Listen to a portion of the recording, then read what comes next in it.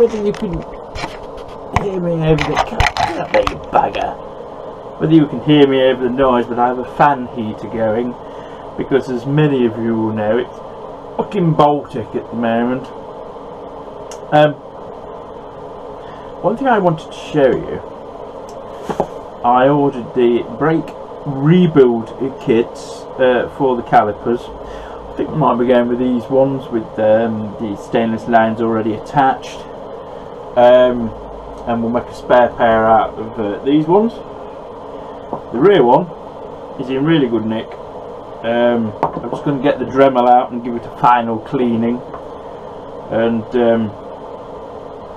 I do have some proper gold caliper paint coming, so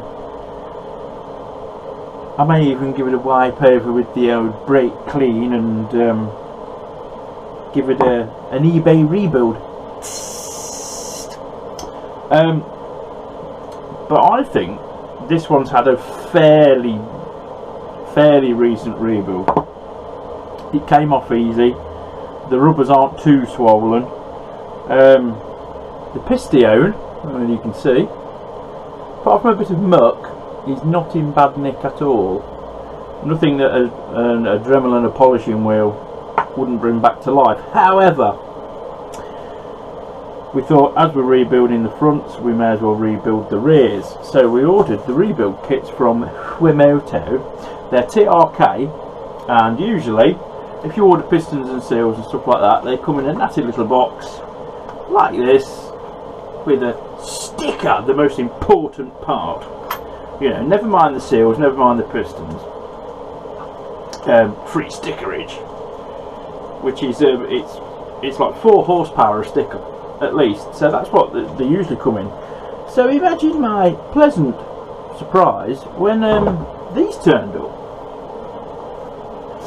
Absolutely beautiful. Magnetic closure box. Look at that.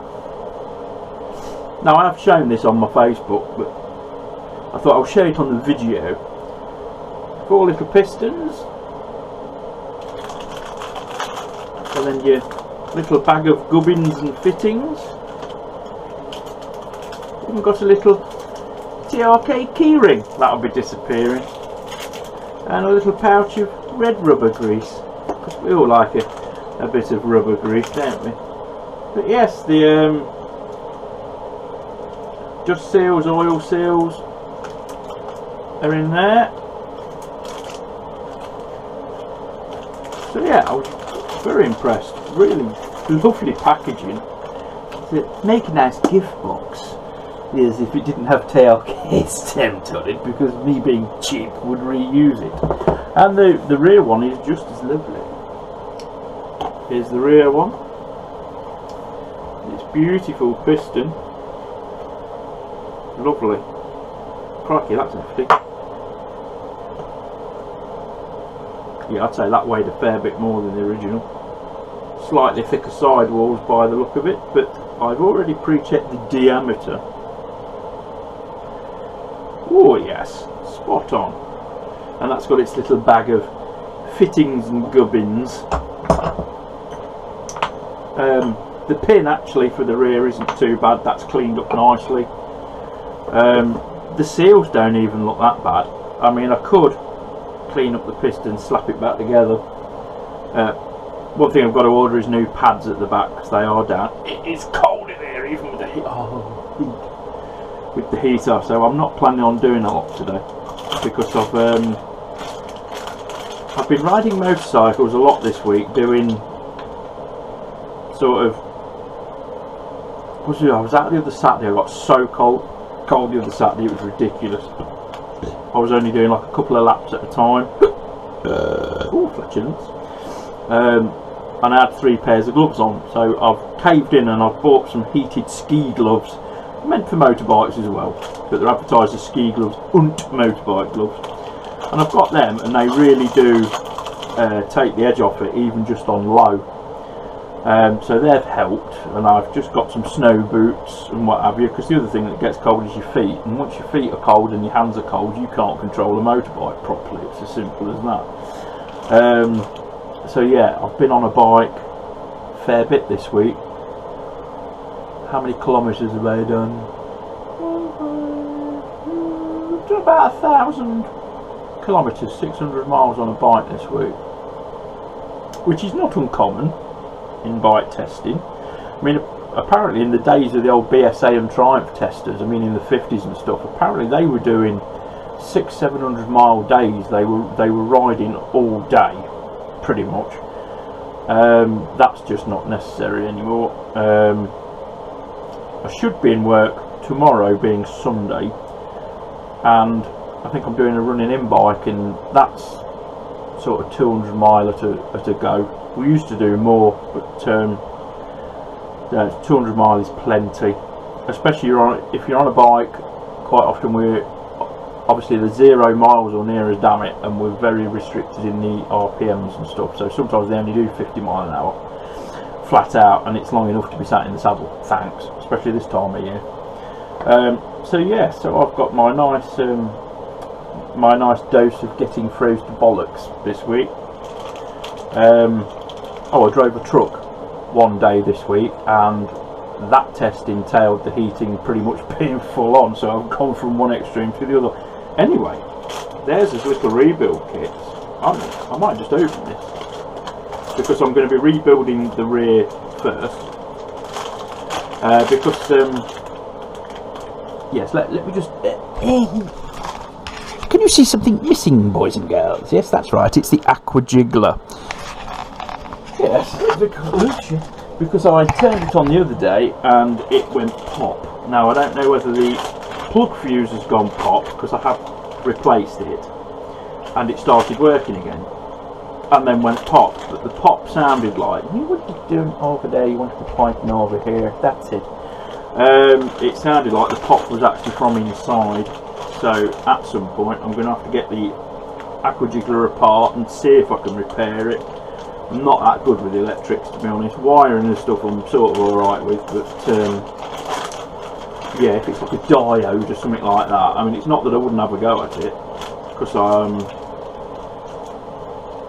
I watch a few guys that repair electrical equipment, and you know, one of them is not an expert at all. He just likes having a go at it. I think he's called, I put a link to his channel, because some of the stuff I find fascinating. Steve Fixes or something. I'll put a link in his channel. Anyway, that's what's in part of the rebuild kit. Look, new rubbers, nice. It's at this point that you discover that the others are actually swollen when you match them up. A nice, I presume it's a stainless nipple. Some sealing washers. We've got a little red rubber grease there. The dust seal and the oil, I suppose you call it the sealing seal. So yes, and I'm presuming the front caliper kit is that'll be of much the same description. There'll be banjos and stuff like that in, and you can even reseal the bag till you need it. Brill. So yes, it's a bit effing bolty in here at the moment, even with the heater on. This is only a single course brick shed. It's built onto the side of the house, and as a result it doesn't get any heat. It is pretty much ambient temperature, which is fin cold. But what I could start to do, I suppose,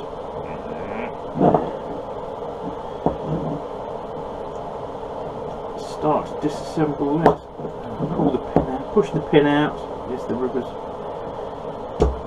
My hands aren't working properly because they're fucking cold. But there's a metal pin in here that sits in between this rubber part, and it should slide out with finger pressure, and as you can see it didn't. It needs a bit of a clean up. You see there's a groove either side for the seal boots to sit in. So that'll all get greased up. That's something else to be in the tin of cleanliness. These you're going to wreck them anyway. You can just shove them through sometimes. I mean, a lot of the times these are ripped and torn and stuff anyway, so doesn't really matter if you wreck it. Yeah, that is that has swollen actually quite a bit. Yes, sorry, I was just reminiscing about being swollen. Yes, so I'm going to give that a quick wire brushing on this surface. The rest of it, it's come up really clean. It had a couple of goes in the aqua jiggler. I'll just get a seal pick and get these seals out, and we'll see what it's like behind the seals. A lot of people actually neglect to put the dust seal in, which is the top seal, and the trouble is, by doing that, you are inviting water into the piston and stuff like that, and they will corrode and go badly a lot quicker. So these should just, with the seal pick, it makes it really easy. Pull out. Ooh, that don't look too bad actually. I think this one has actually been rebuilt.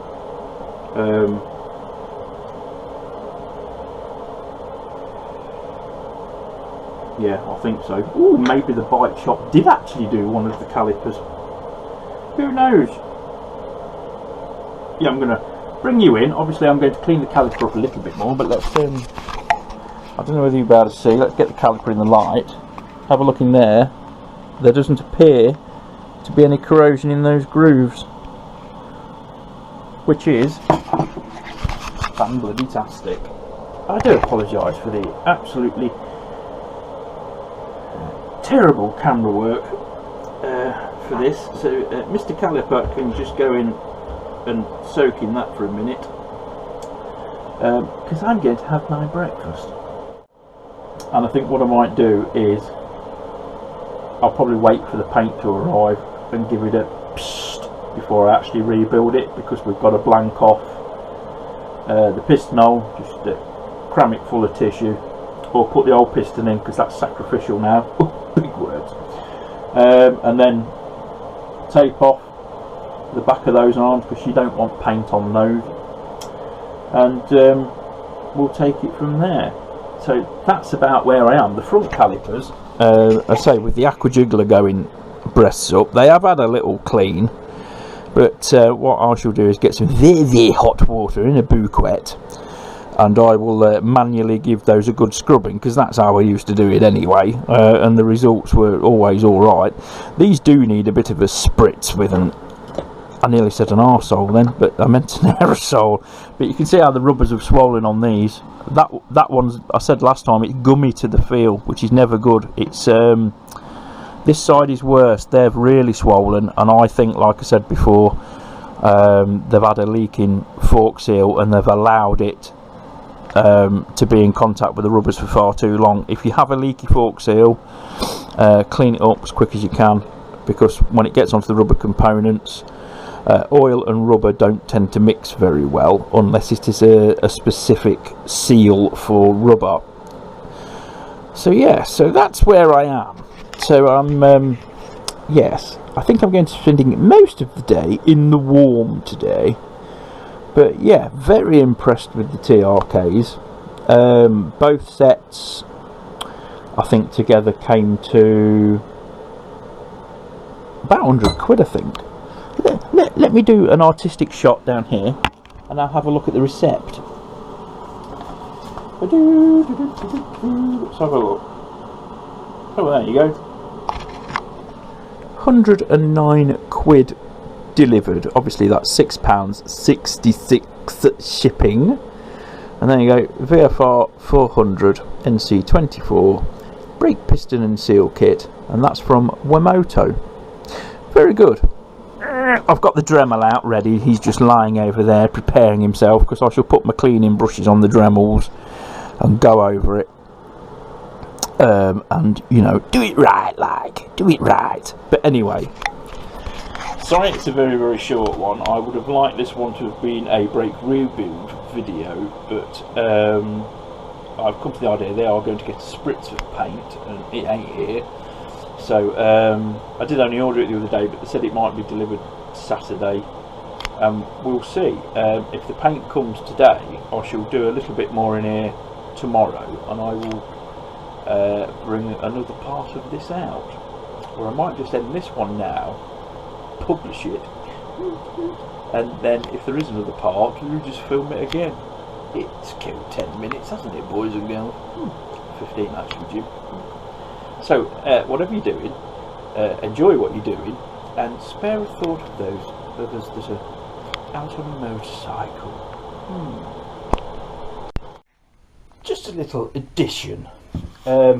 You've probably noticed the comment on the last video I did of, I think, Nibbler, in the Resplendency there. Oh, lovely dry roof on the shed now, though it's fucking freezing in here, because I've got the little fan heater. I normally have a little fan heater in here, and it's only got to be running 10 minutes, and it's nice and warm enough in here to work.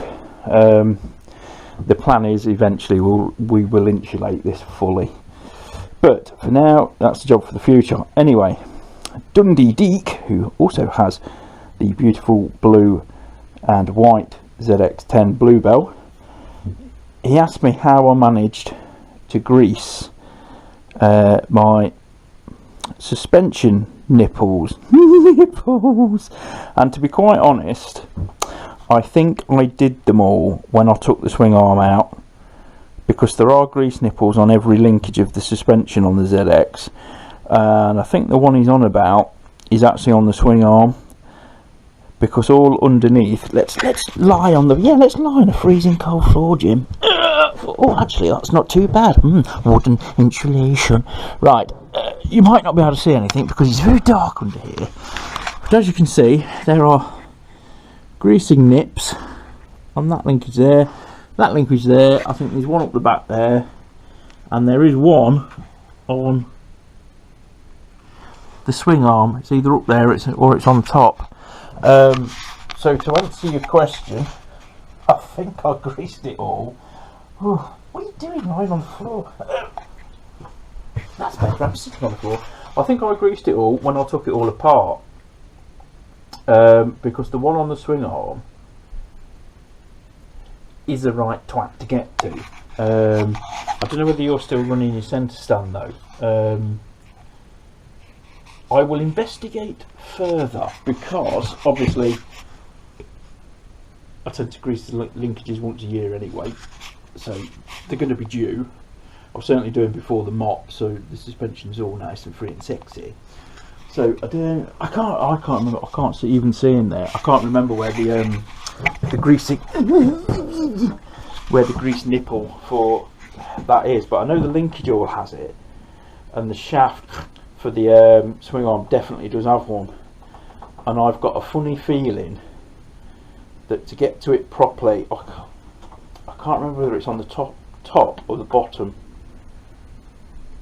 I can't remember, but I've got a funny feeling that some sort of bodywork has to come off to be able to get to it. Side panels minimum, but I know I did it when I took the swing arm out. I greased all the pivot and all that on the shaft. So yeah, so I did it then.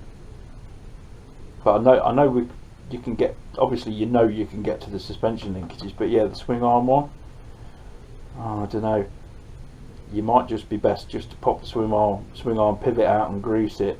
It's not a hard job. Mine came out quite easy, and this had been sat outside for 4 years, and mine slipped out a tree.